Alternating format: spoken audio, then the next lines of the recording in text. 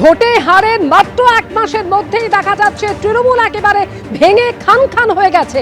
আর ইতিমধ্যেই তৃণমূলের সমস্ত কমিটি ভেঙে দেওয়া হলো। বিদ্রোহীদের জোর ধাক্কা সমস্ত কমিটি ভাঙলো তৃণমূল কংগ্রেস। ভেঙে দেওয়া হলো তৃণমূল, যুব, টিএমসিপি, মহিলা কমিটিও। কাজের মূল্যায়নের ভিত্তিতে গঠিত হবে নতুন কমিটি। কমিটি ভেঙে দিয়ে এক্সপোজ করা হয়েছে তৃণমূল কংগ্রেসের তরফে। তৃণমূলের এই সমস্ত বিধায়করা যদি সরাসরি বিজেপিতে জয়েন করে যায়, তাহলে গোটা বিজেপি পার্টি কোভিডে আক্রান্ত হয়ে যাবে। কোভিড ভাইরাস যাতে তাদেরকে আক্রান্ত করতে না পারে, সেই জন্যে তারা বিজেপি পার্টির, ভারতবর্ষের যিনি প্রধানমন্ত্রী নরেন্দ্র মোদী, সেই তত্ত্ব মেনে বলছেন দো গজ কি দূরি রহনা জরুরি। একনাথ সিন্ধে মডেল এই বাংলায় চালু হয়ে গেল। অর্থাৎ যে খেলায় মমতা ব্যানার্জি এতদিন মাস্টারি করেছেন, তার সেই খেলার উপরে আরো বড় মাস্টারি করে মমতা ব্যানার্জিকে দেখিয়ে দিল যে ডিজে তুমি একাই বাজাতে জানো না, ডিজে বিজেপিও কম বাজাতে পারে না। আর সকাল থেকে আমরা দেখলাম যে বিধানসভায় বিদ্রোহী বিধায়কদের সংখ্যা ক্রমশ বাড়ছিল এবং যার আজ সরাসরি গিয়ে পড়লো নবান্নে। তার কারণ মুখ্যমন্ত্রীর যে প্রশাসনিক বৈঠক, সেই প্রশাসনিক বৈঠকে যোগ দিলেন মমতা বন্দ্যোপাধ্যায় ঘনিষ্ঠ একের পর এক তৃণমূল বিধায়ক। বৈঠকে যোগ দিলেন ফিরহাদ হাকিম, কুণাল ঘোষ, নয়না বন্দ্যোপাধ্যায়, জাভেদ খান, অশোক দেবের মতন বিধায়কেরা। নবান্নে প্রশাসনিক বৈঠকে তৃণমূল বিধায়কদের এই যোগদান নিঃসন্দেহে এই মুহূর্তে অত্যন্ত তাৎপর্যপূর্ণ। এছাড়াও মুখ্যমন্ত্রী প্রশাসনিক বৈঠকে যোগ দেন তৃণমূল থেকে সদ্য বহিষ্কৃত ঋতব্রত বন্দ্যোপাধ্যায় এবং সন্দীপন সাহাও। কলকাতা, হাওড়া, দক্ষিণ 24 পরগনা নিয়ে মুখ্যমন্ত্রীর এই বৈঠকে আলোচনা হয়েছে। বৈঠকে ছিলেন অরূপ রায়, বাহারুল ইসলাম, আব্দুল খালেক মোল্লা। এছাড়াও বৈঠকে যোগ দেন পরেশরাম দাস, শুভাশিস দাস, সমীর পাজার মতন নেতারা।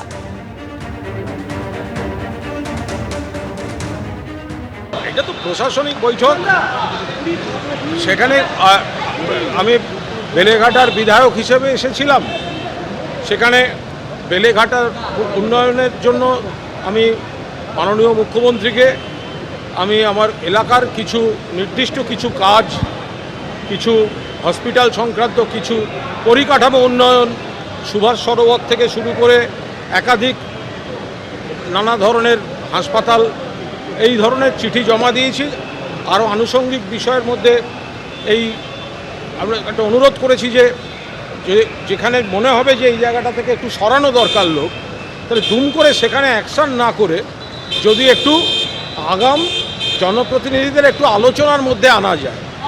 আর একটা বিষয় বলি যে এই যে আমি রাজনীতি করতে চাই না, বাট এই যে ধর পাকড় এই যে হচ্ছে, যারা সত্যিকারের কেউ দোষী করছে, তারপরে যারা রাজনীতি করছে শুধু তারা অ্যারেস্ট হয়ে যাচ্ছে ইত্যাদি, সেক্ষেত্রে মুখ্যমন্ত্রী সমস্ত যারা ছিলেন মানে পুলিশকে বলেছেন যে বিরোধী বিধায়কদেরও আপনারা ফোন ধরবেন, হোয়াটসঅ্যাপে কেন, দরকার হলে একদম মানে নর্মাল ফোনে কথা বলুন এবং যা বলছে শুনুন, এবং পুলিশের বক্তব্যটাও সেই বিধায়ককে জানান। যাদের অ্যারেস্ট করছেন কেন অ্যারেস্ট করছেন বলুন। আমিও বলেছি কোনো জেনুইন যদি কেউ দোষ করে তাদের হয়ে আমরা বলছি না, কিন্তু নির্দোষ যদি ধরা পড়ে হ্যারাস্ট হয় সেটাও ঠিক না।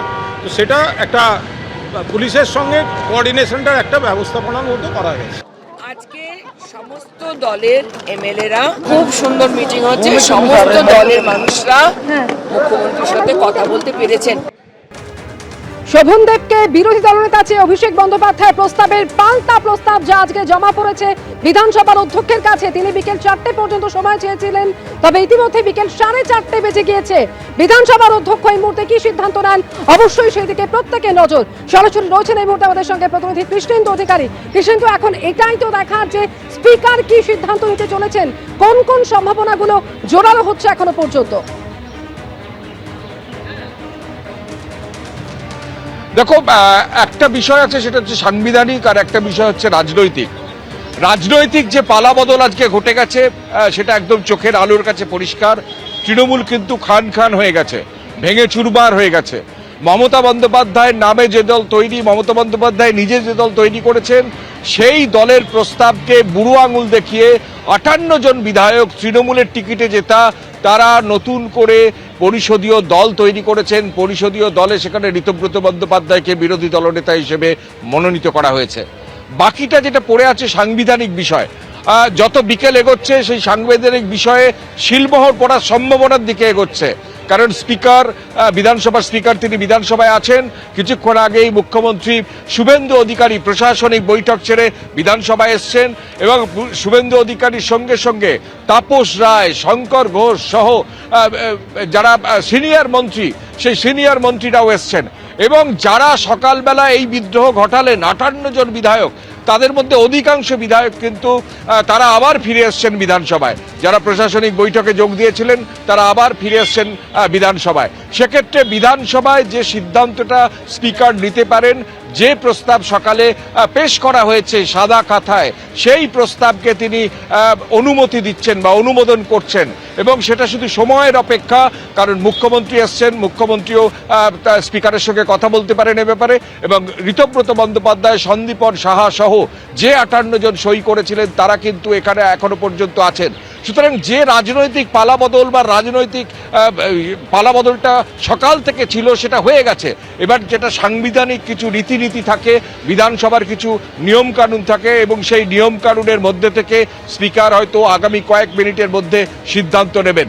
কিন্তু যে তৃণমূল মমতা বন্দ্যোপাধ্যায় তৈরি করেছিলেন, যে তৃণমূলে সভায় মমতা বন্দ্যোপাধ্যায় বলতেন যে 294টা কেন্দ্র তৃণমূল প্রার্থী, সেই তৃণমূল মমতা বন্দ্যোপাধ্যায়ের রাশ আর তার হাতে নেই, পুরোপুরি ভেঙে চুরমার হয়ে গেছে।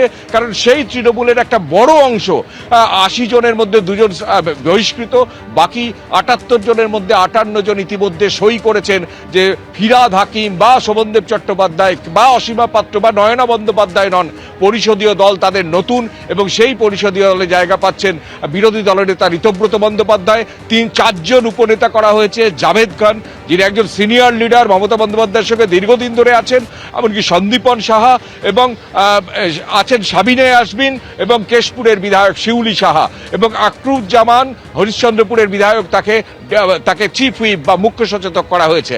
অর্থাৎ এই প্রস্তাব ইতিমধ্যে স্পিকারের কাছে সাদা খাতায়, সাদা কাগজে জমা পড়েছে। যখন স্পিকারের কাছে জমা দিতে যান ঋতব্রতরা, তখন সেখানে বিধানসভার যিনি প্রিন্সিপাল সেক্রেটারি তিনিও ছিলেন। অর্থাৎ আনুষ্ঠানিকতা পুরোপুরি সম্পন্ন। রাজনীতির যদি প্রেক্ষাপট দেখো তাহলে তৃণমূল যে তৈরি হয়েছে সেই তৃণমূল ভেঙে গেছে, চুরমার হয়ে গেছে।